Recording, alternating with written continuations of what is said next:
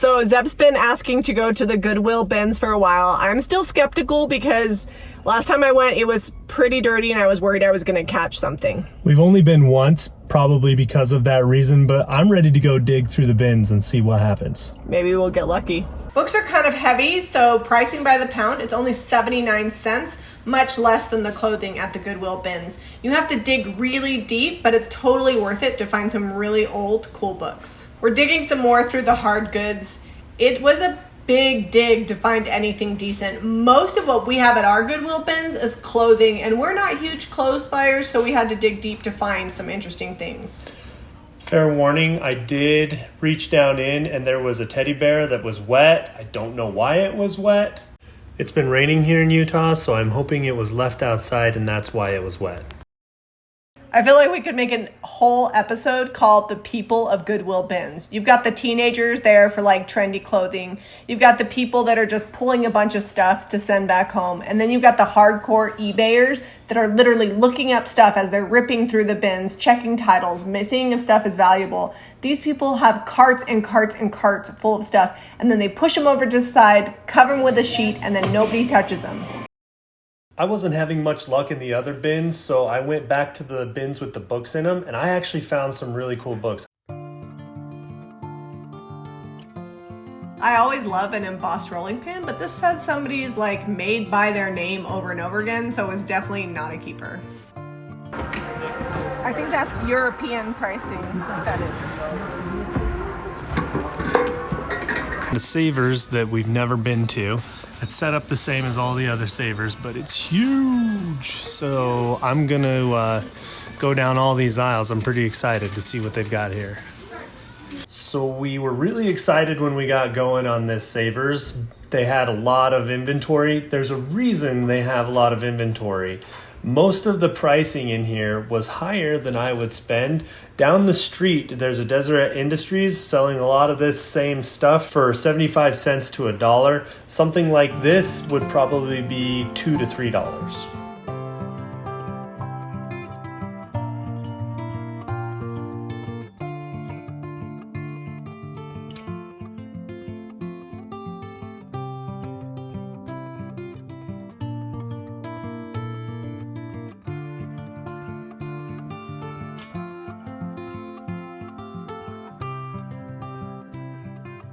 We did go to the Deseret Industries, only went home with 2 bags, which is a sad day. Usually we have an entire cart full. 2 sad little bags. That's all we got here, but some cute things, so it's worth it. We're gonna go to Goodwill, and I think that's gonna be it for the day, so wish us luck. The pricing was a little bit better at this Goodwill. At the Goodwill, I like to go through their clothing racks because they put all this stuff on the top, and I can usually find a few good things up top here. There wasn't anything that was blowing me away today, but we had a lot of items that we could paint and change and update so that it fits with our style of decor.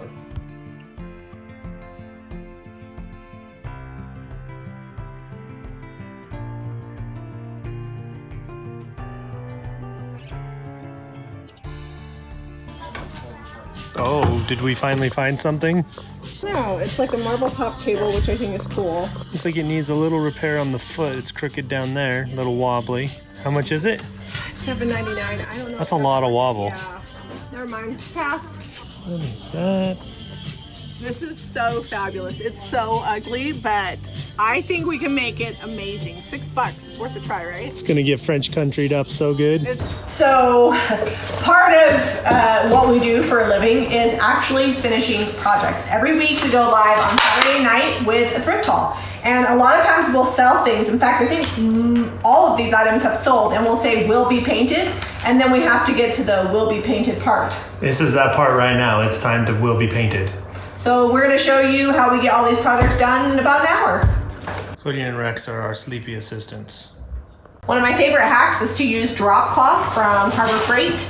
It's thin and inexpensive. I wash it and then I cut it out and use it to stencil on baskets. I've got this little table that sold on the Saturday night thrift haul live stream, and I need to finish painting all the cracks and creases. We're using vintage pink from the new Cottage Colors. This is the JRV Stencils 1902 horse grain sack stencil, and I'm going to use half of it. It's a vertical stencil, but we're going to use it horizontally. So I'm just going to use this portion on the bottom right here and get the horse in there real nice. I've got gray skies in the cottage color, and I'm using the 1-inch JRV stencil brush. This is fabric, so you don't need to have your stencil brush quite as dry.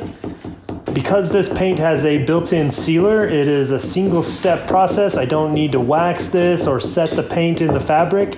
Once it dries, it will be cured and good to go. Ta-da! We're gonna let this dry, and then we're gonna decoupage it onto the basket. Off camera, this wall pocket got a coat of vintage pink, and we got a coat of this on here. On most of the spots, we got to touch up a few areas. There's so many angles on this little table. While those other things are drying, we're really trying to get things done because we've got to get over to the church to work over there. If you guys have been following along with us, we have been working to renovate an old church to turn into our store. We'll only have about another month before we've got to start moving in. So quick is the name of the game. So this is going to get painted Haint Blue in cottage color. That's a DIY paint. It's all natural, self-leveling, and has a built-in sealer, so makes the job pretty quick. It actually is a Jami Ray Vintage collaboration, so we've got our logo on the paint can, and we worked with DIY Paint to create it. If you have your own thrift flips, because you also like to go thrifting and you've got to complete projects, you can pick up all the products that you see us use at jamirayvintage.com. We'll also drop a link for our thrift haul so you can see what finds we have every week and what's still available for sale. I got a little bit of gray skies left in this can. I'm going to use that up on this tote. We'll probably use white linen to stencil on this, and then I'm going to dark wax it and it's got some texture and give it kind of a grungy look. I've got the same 1902 horse stencil. Now I'm going to use the top, and I'm going to put the horses on the end and use the entire stencil, kind of a different way to use it, but lots of different uses from the same stencil. And then on this, because it's gray, I'm using the white linen in cottage colors. And I do, because this is more of a slick surface than the fabric, I do want to offload my brush. So I just come over here and get it pretty dry, and then I'm ready to stencil. And I'm just going to hold it in place with my hand because it should go pretty quick with this 1-inch stencil brush. So I'm going to be using the same white linen that he was stenciling with. This is one of my tips for a quick, easy faux finish. The Haint Blue is dry, and I'm just going to make sure mostly the paint is off my brush. And then I'm just going to go over the high spots to bring out all that detail. And then I'm going to just kind of powder in some white with whatever paint's left on my brush. And it's going to give us a great faux finish. Same technique over the vintage pink. It's going to bring out all these details.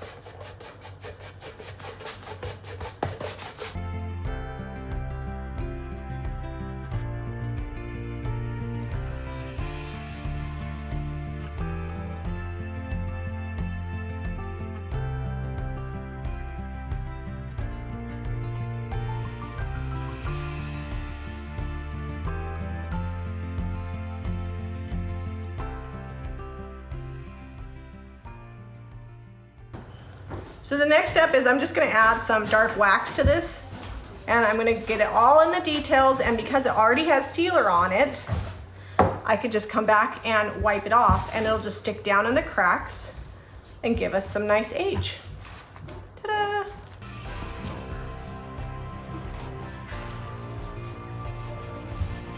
A little bit of distress with some 220 grit. Mostly because I don't want it to look as new and shiny as it was. I'm gonna give it a little bit of age. It's got some texture and some nicks and dings, so brand new shiny wasn't what we were going for. Also, when using this antique stencil, it just kind of fits the piece a little better if you age it, give it some distress. I'm probably gonna dark wax over some of this.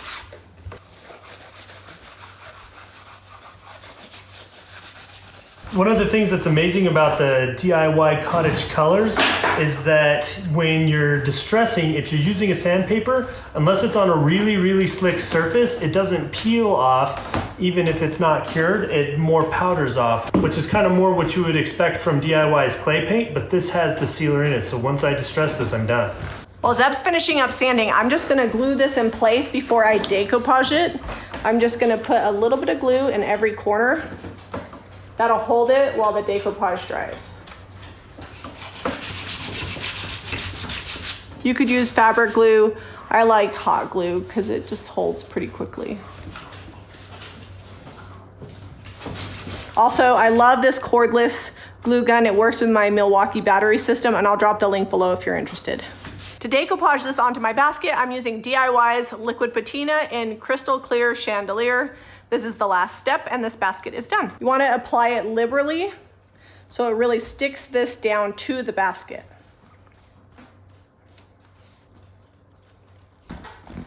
Because think of how they would have pasted them on back in the day. In an effort to speed this along, because when you decoupage, it does take a couple hours for the fabric to dry, I used my heat gun. It burnt the fabric a little bit and gave it an amazing kind of wax distressed finish, and I love it. So if you want yours to look not like brand new fabric, be careful, but you can use your heat gun to give it a little bit of a brown aged look. So I would say that the Goodwill bins were successful. Yes, maybe next time we'll get there right when they open though. They didn't even have carts because everybody had like a big pile and they just left it there while they waited for more carts to come out. I love that every time I put a coat of cottage color on, I'm getting another coat of sealer. So while it's a little bit thinner than DIY paint, it's quicker because when I'm done painting, waxing, distressing, I don't have to come back and add a sealer on there. One of the things I love about the cottage colors is you see all these little cubbies? I'm done painting them. I don't have to reach down and seal them. I distressed the outside, dark waxed it, and I get to walk away. You're gonna see me in a little bit at the end of this video taking pictures of next week's thrift haul. If you wanna see how we sell this stuff, Steph's gonna drop a link to a playlist that has all of our thrift hauls. Selling online is one of our biggest resources for our thrift flipping business. If you have questions about selling online, comment below. If you want these products, visit JamiRayVintage.com. We'll see you on the next video.